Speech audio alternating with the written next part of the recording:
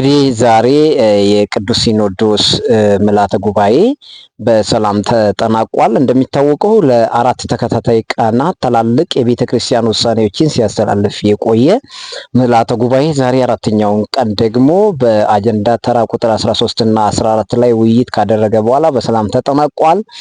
እንዲሁም ደግሞ እንግዲህ ወደ ውጭ ሀገር ስንወስዳችሁ ደግሞ የዓለም አብያተ ክርስቲያናት ስድስተኛው የእምነትና ስርዓት ዓለም አቀፍ በግብጽ እያካሄደ ይገኛል። በዚህ ስብሰባ ላይም ደግሞ ከኢትዮጵያ ኦርቶዶክስ ተዋሕዶ ቤተክርስቲያን ሊቃውንቷን ወክላ የቤተ ክርስቲያናችን ተጠሪ የሆኑ ታላላቅ የነገረ መለኮት ሊቃን በጉባኤው ላይ እንደተገኙ የተገኘው መረጃ ያመለክታል ማለት ነው።